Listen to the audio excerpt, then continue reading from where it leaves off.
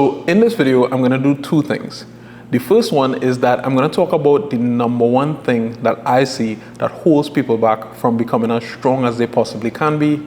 And two is I'm going to show you guys an entire overview of the entire macro cycle, the entire 6-month macro cycle that I'm currently in the middle of right now. And I'll talk about how I implemented thing number one into this entire system to kind of like avoid the pitfalls that some people fall into. And I'll talk about my plan kind of going forward as well. So what is the number one thing? The main thing that I see all the time that holds people back from becoming as strong as they possibly can be is going for weight that they shouldn't go for just yet. And just yet is the key part of that phrase there, because most times the weight that you go for isn't outlandish. You don't have, let's say, like a 650-pound deadlift and just load up 800 all of a sudden. It's always just out of reach. It's always just beyond what you should have gone for, right? And I'll talk about a real life example with me right here, and we can get into thing number two immediately, right? So you guys know, if you're watching the Build series, when after nationals, I had a bunch of things happen to me, right? So I took 2 weeks off just because that meet was like a RP 10 kind of meet, right? And I just decided to take 2 weeks off. Coming on to the end of those 2 weeks, I got COVID. So I was out for like another week and a half, and it was bad, right? And then like 3.5-ish to like almost 4 weeks after my competition, I just started getting back into like lifting, when people usually take a week off. Some people honestly don't even take any time off. And I just, started to like kind of get back into it. And then I had to go traveling for another meet that I went to. And it just threw off my training, etc. And it just wasn't great, right? So basically, it was a situation where 2 months after like the actual competition, USAPL Raw Nationals 2023, is when I genuinely got back into training fully, consistently, and everything like that. One, I had gotten sick, so you can imagine I had lost weight then. Then I gained back on a bunch of weight just because I was eating like junk and I was barely training. So it just wasn't a great situation. I was also very unmotivated because of the whole like IPF USAPL thing. And it just wasn't great, right?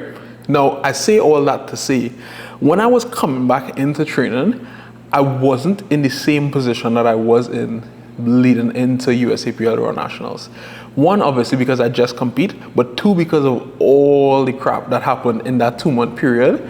And as you can imagine, I wasn't 100% myself. I wasn't as strong as I usually was. My body composition, everything like that, wasn't in a great spot, right?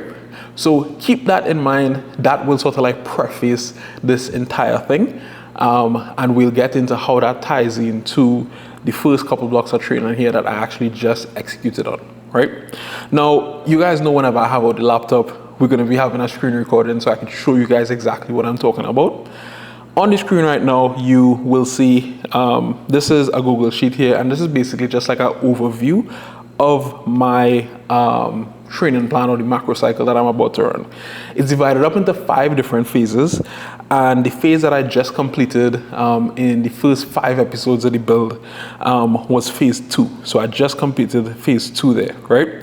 And just to give you guys a general breakdown, so you could, maybe have like an understanding as to how I'm progressing things, how me and Sanjeeva, coming together to progress things here. My phase 1, which is the first phase that I came in with, the main squat set of the week was this 1x4 pause squat, and that was for all 4 weeks. Bench, the main top set was a set of 5. Deadlift, the main top set was a triple, right? Phase 2, again, which is the phase I just completed, the pause squats went down to triples, but it still stayed as pause squats. The bench was sets of 4, and then the deadlift was again triples, so we repeated triples on the deadlift. The phase 3, which is the one I'm just about to get into, you're going to be seeing me doing triples on squat, so not pause squat anymore, but regular competition squat. Bench, triples, and then deadlift, we're going to be doing doubles. Phase 4, which is the one right after that, you're going to be seeing me doing doubles on squat, competition squat, doubles on bench press, and doubles on deadlift. So doubles on everything. And then phase 5, we're gonna be having singles on everything. And that is the progression I'm taking to go from my phase 1 all the way up to phase 5 and hopefully hit some PRs there, right? Now, you guys will see on the screen that I also have this little list here. It says rebounding, building, and progressing. Now, these in my mind are the 3 types of phases that you could have, right? Now, somebody might be thinking to themselves, wait, I thought the types of phases were hypertrophy, strength, and then peaking, or something like that, right? Now, when I say rebounding, building, and progressing, I mean that these are the types of phases that exist when it comes to momentum in training, right? So your momentum level in training is gonna be somewhere around here, where you're either gonna be rebounding, building, or progressing. And what I'll do is let me break down each one of these for you so you guys could understand exactly what it is, right? So a rebounding phase is gonna be the type of phase where you're coming into the phase and you have 0 momentum. As a matter of fact, you might have even regressed a bit. So it could be a situation where you got injured on a particular lift, which puts you out of that lift, or puts you out of 2 lifts, or puts you out of all 3 lifts. Maybe, you had to prioritize something else for a couple of weeks or a month or something like that, and think you have been inconsistent with training. Maybe you got really, really sick. Maybe, you just competed and you took an extended period of time off. Many different things, but you're basically going to be coming into that phase with no momentum, right? And a rebounding phase is the type of phase where you come into this phase without the expectation of PRs, right?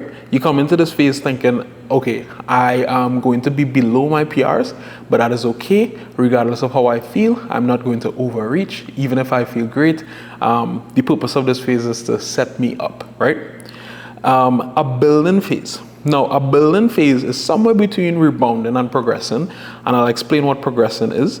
But a building phase is basically where you are just over rebounding. You may not necessarily be hitting PRs. You may be matching your PRs. You may be somewhere in that like PR territory range, but you have decent momentum. You feel as if you're up to speed. You feel as if you're very close to your best, and you feel like if you could execute on that and build, right? So a building phase will be somewhere around your current PRs, but maybe you might be matching a PR with like an extra rep, or you match a PR and you move it easier. So let's say your best double is like, 550 pounds, and you simply do that, but before it was RP 9, this time it was RP 8.8 or 7.5 or something like that, right? And now a progression phase is where you're gonna be making explosive progress, right? A progression phase would typically be the type of phase where you'd add more weight to the bar of a particular PR and you move it easier. So let's say your best double was 550 at RP 9, you did 560 or 565 at RP 8. That is the type of like explosive progression phases, right? Now, the importance of these phases and the importance of having distinctions in your mind of these phases is that you decide what phase you are in, right? And what I mean by that is this, right? You can't obviously say, yes, I'm going to hit a big PR, at will, because you can't just will yourself to big PRs. But you have to mentally decide what type of phase you're in.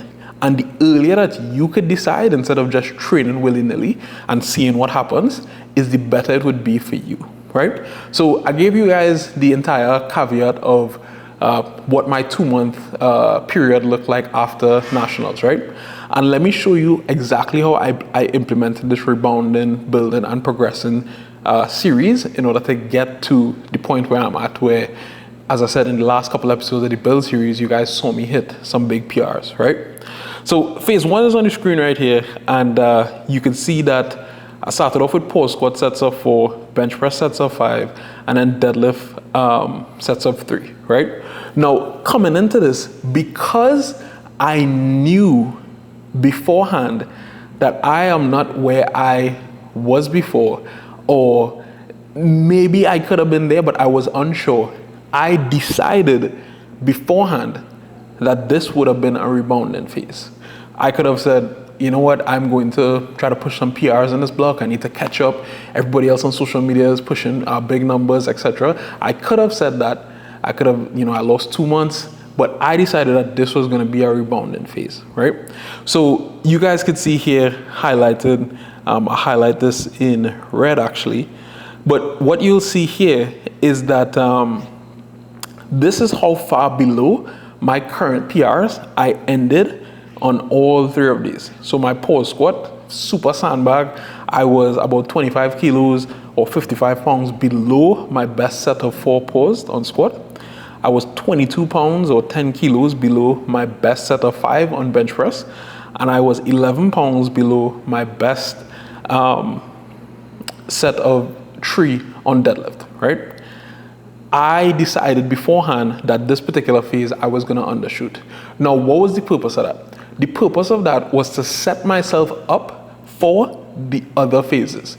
So this is what I speak about in my past videos, where I talk about how I still continue to consistently gain strength after 7 years. And I talk about the AGWA method. And the first part of the AGWA method is analyze and understand. In me looking at this phase progression here, where I saw that, okay, I have 5 full phases to build from where I'm at now all the way back up to singles. 1. 2, I understand the importance of momentum in training. I know that training without momentum is horrendous and it's almost like a grind, right?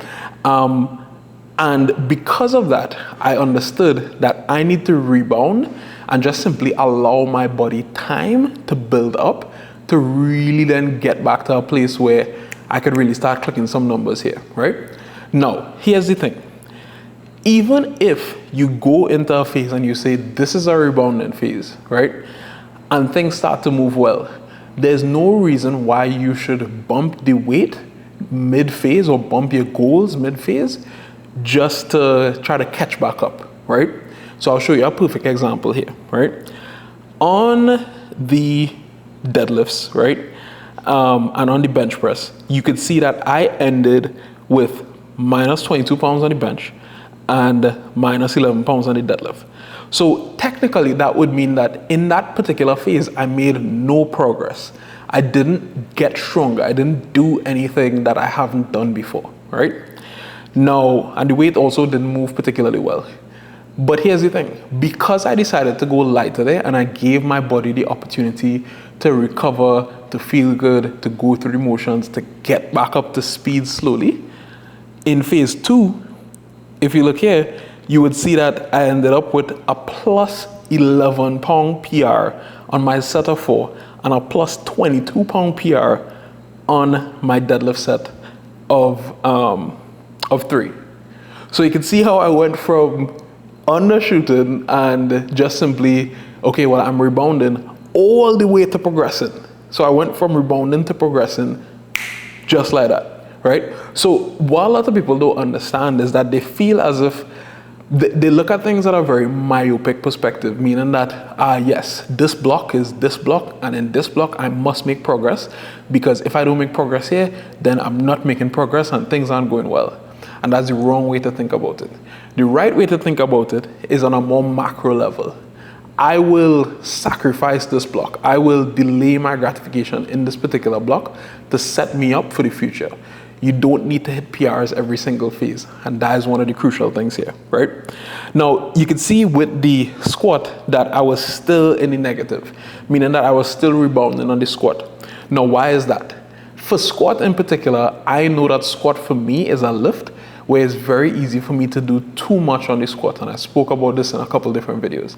Going into nationals, for example, I felt like if I did too much on the squat, and I just simply burnt out, So squat is very easy for me to get burnt out on. So I decided that I'm going to keep rebounding and probably keep rebounding all the way up to the end of phase 3.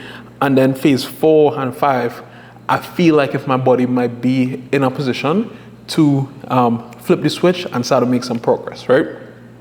Now, here's one of the most critical things about strength. And this might allow you to think about it a little bit more like how I think about gaining strength. There is no way that you could force yourself to get stronger. You cannot force yourself to get stronger. You cannot will yourself to lift a particular weight. So for example, if I wanted to deadlift 900 pounds for 3, I could want that all I want. I could get as hyped as I want. I could, set up my training. I could start off the block with an 826 triple and just like build up to that. I could set things up to that. But at the end of the day, that would simply just be a wish. It would simply just be something that I want. And all you could do in terms of getting stronger is facilitate strength gain. You simply set up an environment that allows your body to get stronger and allow it to do its thing. So when it is you sleep, when you get steps in, when you eat your protein, when you train, when you do all these different things, all you're simply doing is creating an environment and facilitating strength gain. You cannot force yourself to get stronger. And a lot of people think they can. A lot of people go for weights that they shouldn't go for just yet, So going forward, here's the plan in terms of what I'm going to do with my training. I just included this here at the end so that you guys could understand what I want to do going forward, and you guys could refer back to this video whenever you're watching like the build series, just to see if I like actually staying true to my word and like executing on what I want to execute on, right? So for the squat here in phase 3, my best triple is, I think my best triple is 771. I'll probably finish this off with 727 here on the squat, just because, again, as I said, I'm going to be rebounding in this particular phase. Bench, my best triple is 518, or I think is 518. I think I missed 529 for a triple, right? So I will more than likely triple 540 on bench, right? And then deadlift, again, I'm gonna use this particular phase because I know that I'm gonna be doing doubles for 2 phases.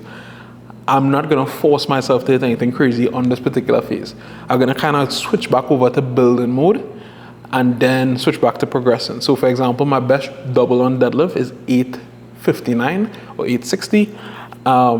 And I'm simply gonna go 848 for this one because I don't need to go more. I understand the bigger picture, I've analyzed, I've understood, and I can take it from there. This next phase here with squats on doubles, I'll probably again take this easy, go 771 for a double. As you guys know, as I just said, my best triple is 771. So I take 771 for a double.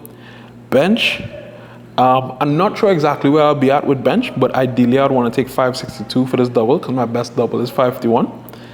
And then on deadlift, this is where I'll actually push this, and I want to go 881 for this double, which would be a huge double. And then the single goals based on that, squat, I want to squat 859.